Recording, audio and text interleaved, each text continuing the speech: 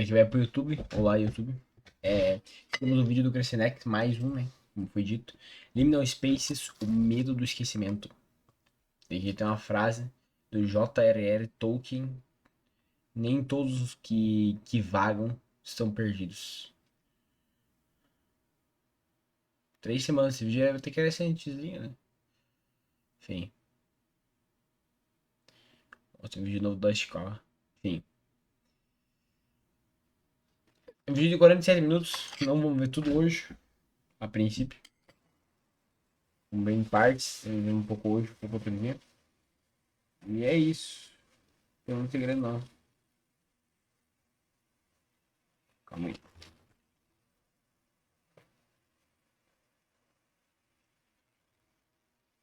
Ai, ai, tá caindo, calma aí.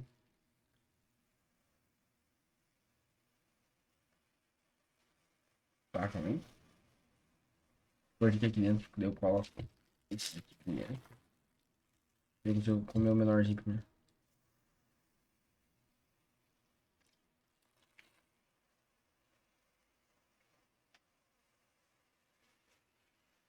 Perfeito.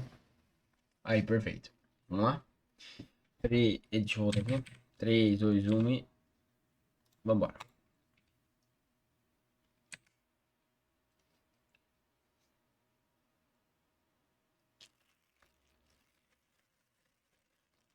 Começa a ter que trocar a legenda aqui.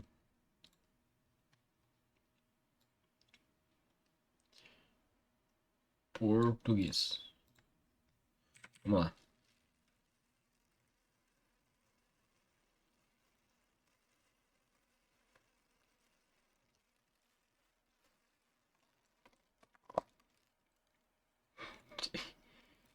Que bagulho esquisito.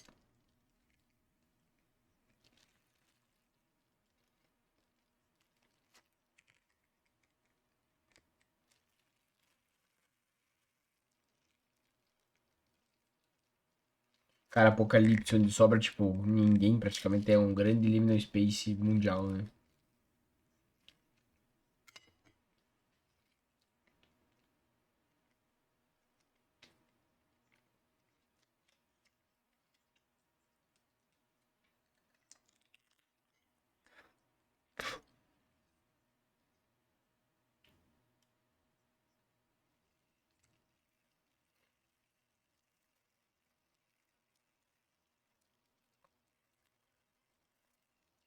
Ah, caralho, é verdade, eu sempre esqueço disso. Eu sempre esqueço de puxar o áudio do Opera pra poder...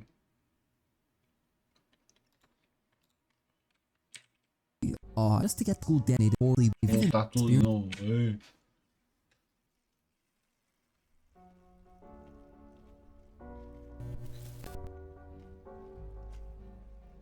There was once a time in my life when I would always fantasize about being the last person on Earth. Not for a long time, just a week or so. Not so long that I would have to worry about survival, but not so short that I can't experience anything. I would picture myself checking out places I couldn't go to before, or even better, places that were usually filled with people. The busy streets in the middle of the afternoon lay vacant, and I imagined using them as my own personal sidewalk.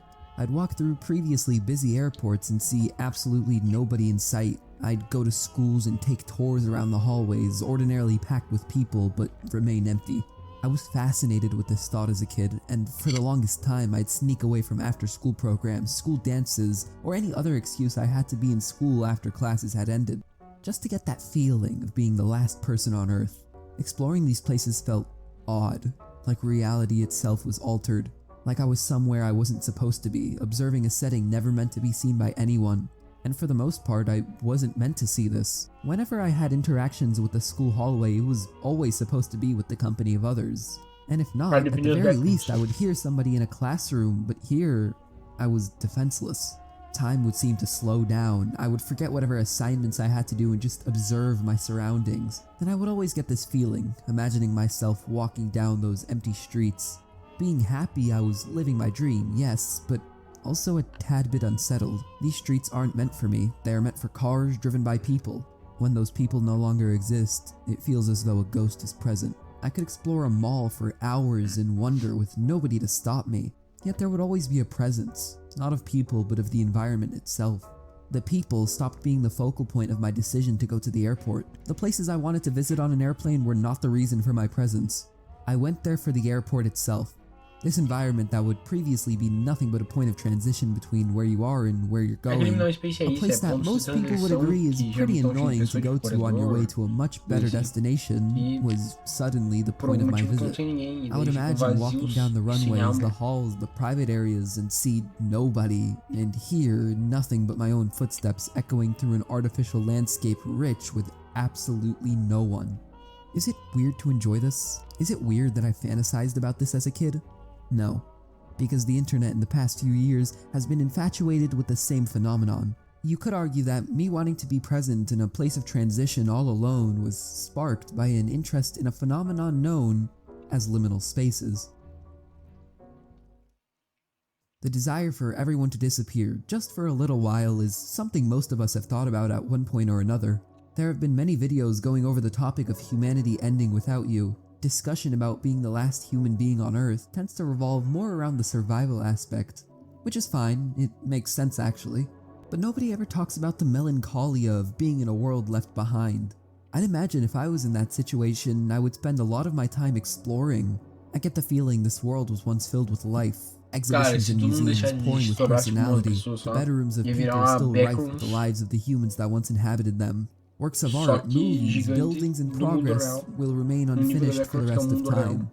This idea that humanity will go out not with a bang, but with a quiet whimper, and you are the final person to see this subtle rapture, isn't a fictitious one.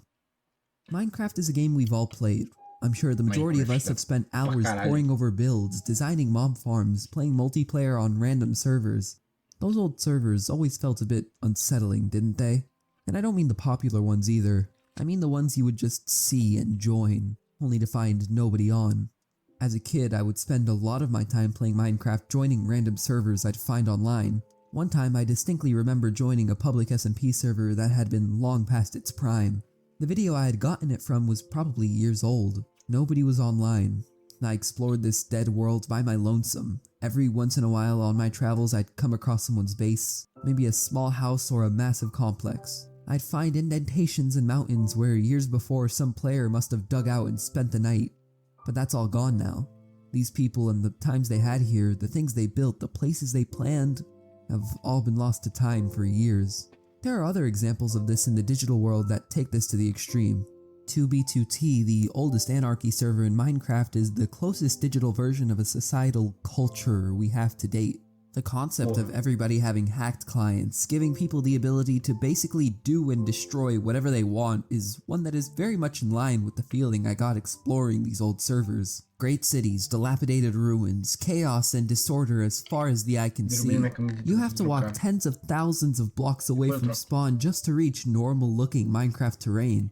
Yet, in this world of disarray, very rarely I'd find a place untouched. Maybe it was a shack in the woods, a funny sign, or a large structure made from obsidian so it couldn't be easily blown up. Somehow, finding order amidst the chaos felt so human.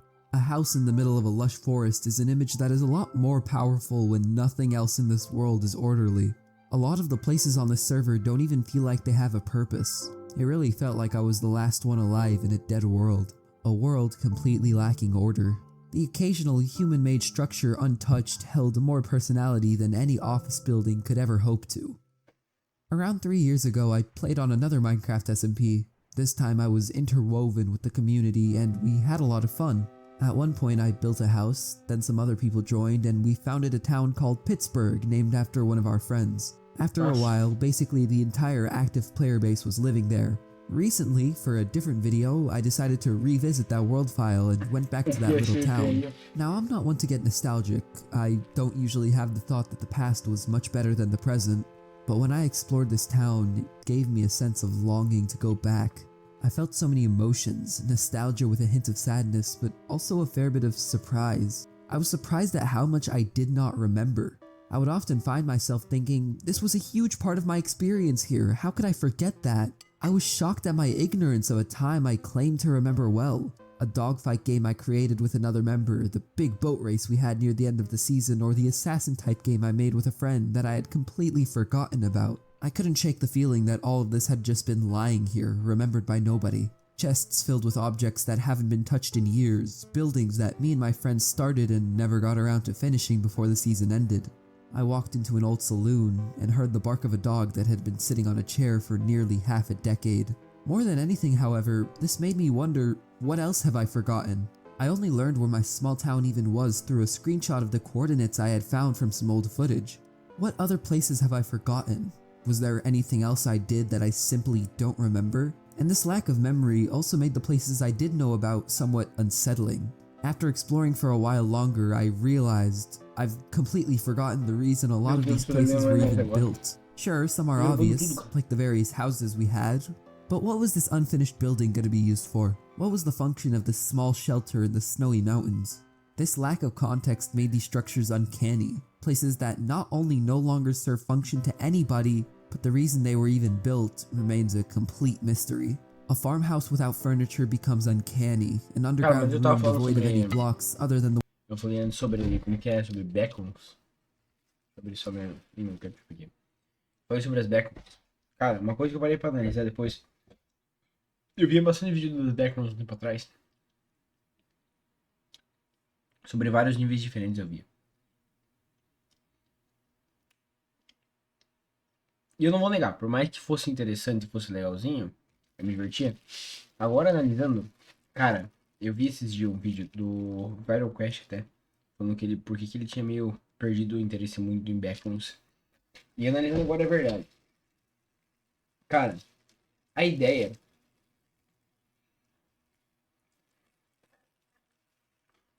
das beacons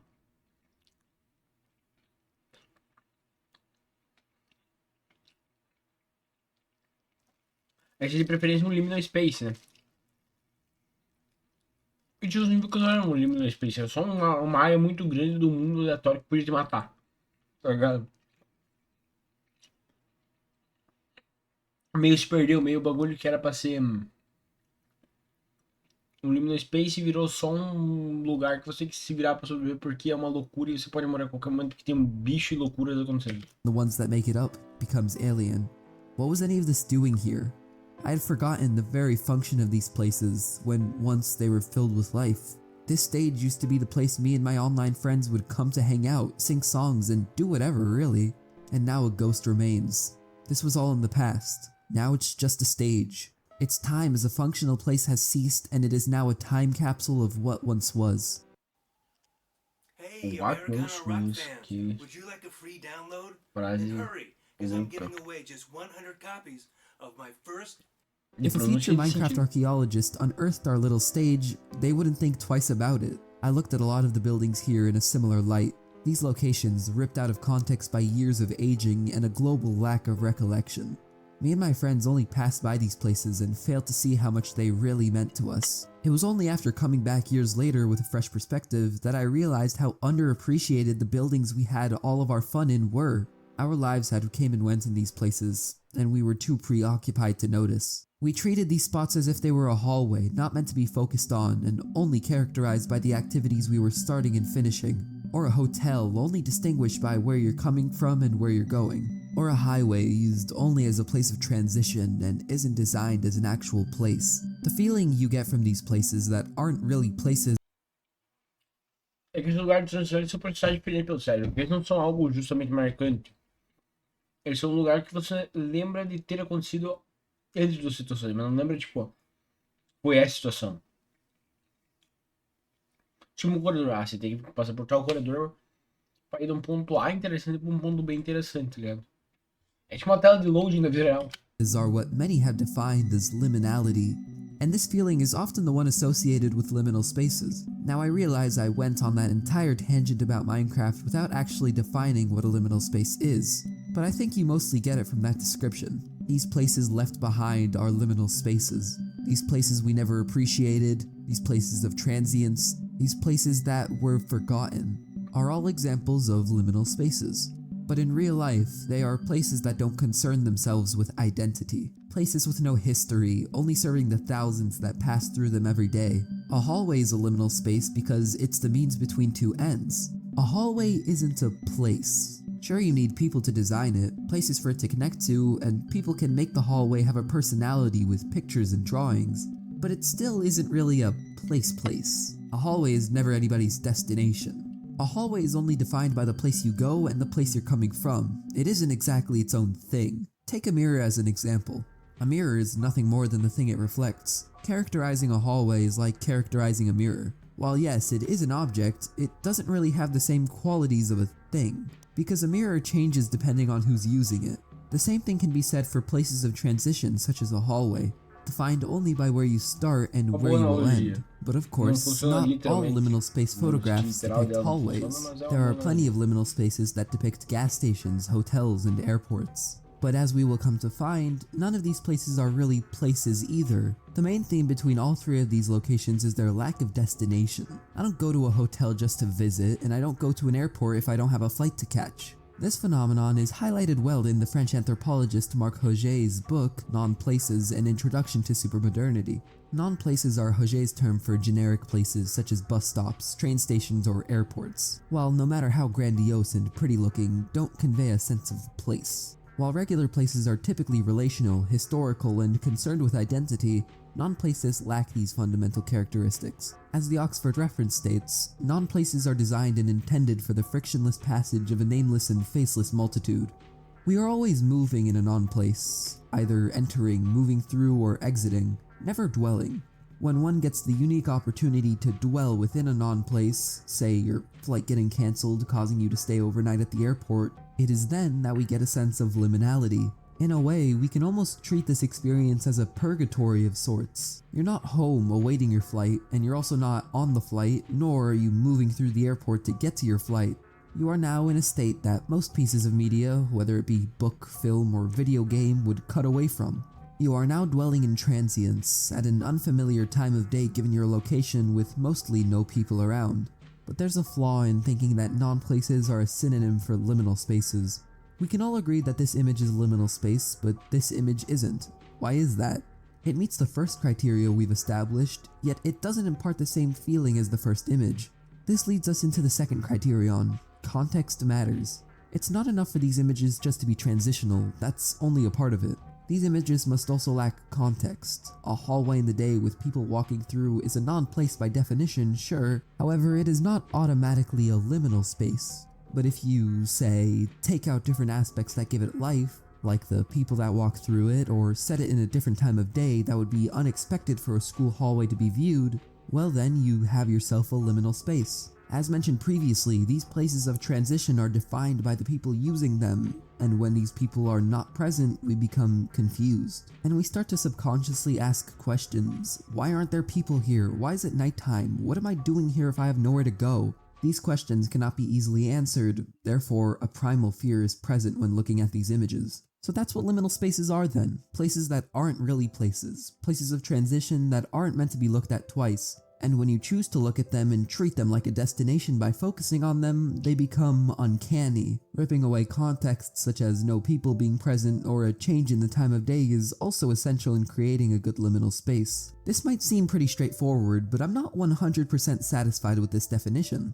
because it doesn't explain the vast majority of liminal space images that don't fit into these categories. These two sole criteria also extend to many other images that would technically be considered liminal spaces if this was all we were considering in our definition. The gods will bless us, won't they? Of course! Yet these images do not impart the same feeling liminal spaces do. Why is that? Well, unlike what the very definition of liminal might have you think, liminal spaces are not only transitional spaces. Look at this image of a kid's pool. This isn't at all transitional, in fact this is a destination. You would go to a pool. However, the context is ripped away. Sure, it might not be uncommon to be the only one in a pool, but if this pool is completely empty then that must mean it's nighttime. Again, a context this pool was not meant to be seen in by most people. So the notion that liminal space is a synonym for transitional space is wrong. Context is also not required sometimes either. Look at this image of the Mont Saint-Michel in France. There really isn't anything wrong with this image. It isn't a transitional space. I suppose you could argue that the castle in the distance is the destination and wherever you are would technically be a transition point, but I don't think this is the case, simply because where you are isn't artificial. This is just nature. Sure, a trail up to a fire lookout tower is technically a transitional space, you wouldn't call it a liminal space because it doesn't depict the modernity of our world. Also, there's no removed context. This is just a field with some sheep. There's inherently nothing liminal about it if we use our current definition, yet most of us would agree that this is a liminal space. You can see why attempting to put a one-size-fits-all definition of what constitutes a liminal space is very challenging. So instead of trying to define liminal spaces, I'd instead like to categorize them into different kinds of liminal spaces that all give the liminal feeling but are different enough that they require some degree of separation. These 4 different liminal spaces generally incorporate 95% of liminal space images, but are different enough that they require some degree of separation from one another. These 4 generally incorporate 95% of liminal space images. 1. Transitional spaces. While not synonymous with liminal spaces as mentioned previously, places of transition, such as hallways, tend to be very liminal. This is the classic liminal space that most definitions end up stuck with, which makes sense. It follows the term liminality as coined by Victor Turner in the late 1960s as a state between states, and is the most direct ancestor of Marc Auger's non-places. This is usually the most common type of liminal space image, but we've already gone over this, so I won't dwell on it for too long. Get it? Because liminal spaces are places of transition you aren't supposed to dwell in. I'll shut up now. 2. Dreamlike/abstract liminal spaces. There is another category of liminal spaces I like to call dreamlike liminal spaces. And while yes, this is pushing the definition of a liminal space, considering that a lot of these weird liminal spaces tend to fall under the aesthetics of weirdcore or dreamcore, I still think we can all agree that the feeling is still present. Different characteristics of abstract liminal spaces include high saturation for a more otherworldly look, completely impossible locations or scenarios, such as these cars driving on an impossible highway around Earth in outdated 60s automobiles, or these pools that are both comforting and impossible, while being weirdcore inspired in a way. A lot of these abstract and dreamlike liminal spaces also tend to show certain characteristics of cursed images, with their nonsensical appearances and situations. The dreamlike aspects, of course, are also prevalent. A lot of people in various comment sections report seeing these places in their dreams. Hell, while looking through a video titled Places You've Seen in Your Dreams by Z1MR1, I saw an image that genuinely made me jump out of my seat in complete shock, because I had recalled seeing this exact thing before in a lucid dream. I'm not making this up, I have an entire page of my old dream journal describing this exact place. So when people say they've seen these places before, I understand what they mean. Looking back on it, it probably is just a similar looking place and not exactly the same. I mean, a dilapidated building isn't too uncommon of a setting, but it's still hard to deny that some people feel like these places were taken directly from their dreams, and it's hard to blame them considering it does feel like that sometimes. If not directly, a lot of these images feel familiar enough that they could be distant memories, but just unfamiliar enough for some ambiguity. A middle ground between recollection of the real world and complete fabrication. Dreams act as the liminal space of our memories, so it's no wonder we put liminal spaces and dreams into a similar category. 3. Nostalgic liminal spaces. Nostalgia is one of the most important aspects of a liminal space, yet it is nowhere to be found in any. Peraí, chat. 2 segundos já volto. Preciso do banheiro.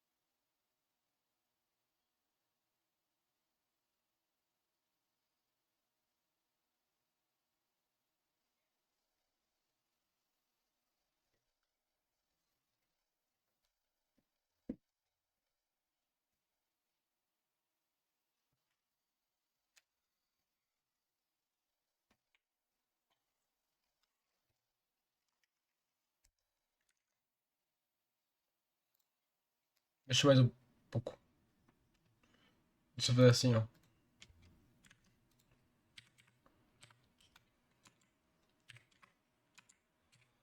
Status of the most important aspects of a liminal space, yet it is nowhere to be found in any definition of the word liminal. Even the r/liminal space subreddit has a hard time accepting the status of purely nostalgic liminal space images. Yet again though, instead of having a strict set of rules set in stone for what a liminal space can be, we must instead look at the universal feeling all of these provide and base our categorization on that. The aesthetics of old video games are often shown as one of the main examples of a nostalgic liminal space. Games like Minecraft, while not being too old, are special because they have a history of imparting nostalgia to those who played it in its early versions. It's also the kind of liminal space I found so captivating searching around my Minecraft town. Nostalgic liminal spaces feel like all of your childhood memories smushed together into one giant lack of recollection.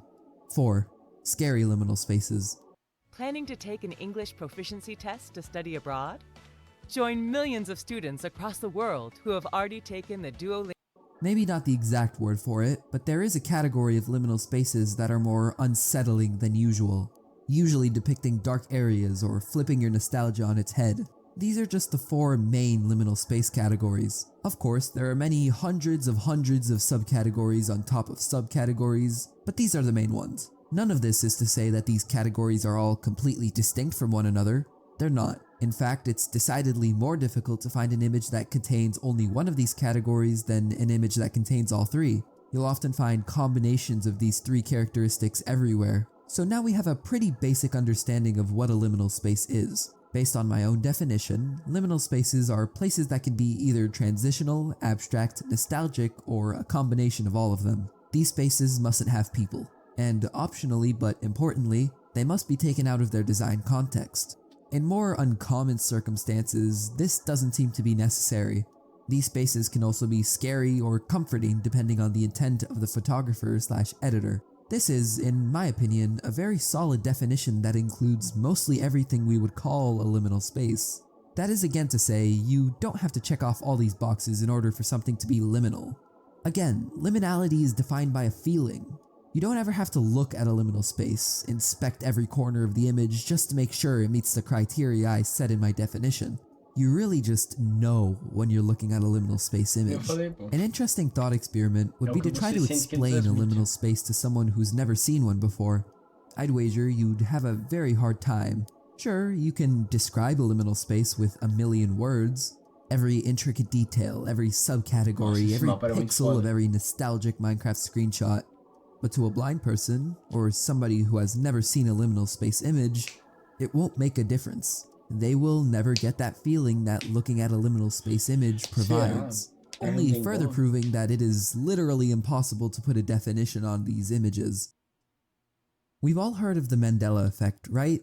The spooky global misrecollection of a moment in time.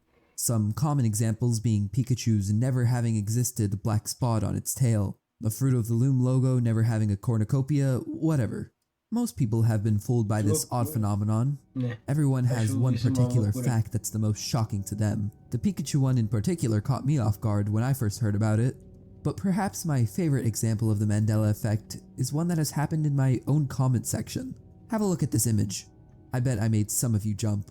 I must have, because every time I show this image of a wooden playground in a video, I get bombarded with quite literally hundreds of comments, claiming this was the exact wooden park they grew up playing in. Let me get one thing straight with the hundreds of commenters that say this was the wooden playground they grew up with. It wasn't. I can promise you that. First of all, we can easily disprove this via the people who put specific locations for this wooden playground that don't match each other. But secondly, I think there is an easy explanation as to why so many people seemingly recall this exact playground. I also happen to have regularly visited a wooden park that looked exactly like this. Hell, even I had to do a double take and make sure this wasn't the wooden park that I grew up in. I didn't, of course. Yet I still hang on this strange conviction that, yes, I did visit this playground and it is in fact the one I always went to. It seems a good portion of people think the same. I assume this global misunderstanding of a very common playground design stems from the fact that we don't remember the finer details of these places. As Winnie the Pooh famously said, "We didn't realize we were making memories. We just knew we were having fun." These people trust their Profundo. childhood selves to remember that yes, this specific wooden playground was the exact one they grew up with. Much like me thinking I knew the ins and outs of that old Minecraft town when in reality I didn't, so too do these people think they know enough about their childhoods to assume such a place was theirs. This phenomenon of a false global recollection of this specific playground everyone claims to have played on as a child and spams my comment section with has a much more logical and obvious answer. This design is very common. There are probably thousands of wooden playgrounds that look similar all around the world. We seem to be blurring thousands of childhood memories together to come up with a picture that might look something like this in our heads. So when we then see that image on screen, we freak out because yeah, that's the one. In this way we see that image. Tá bom, deixa eu metade. Inclusive, eu acho que eu vou ficando por aqui mesmo. Porque eu tô morrendo de sono, eu não vou tancar ficar muito, infelizmente.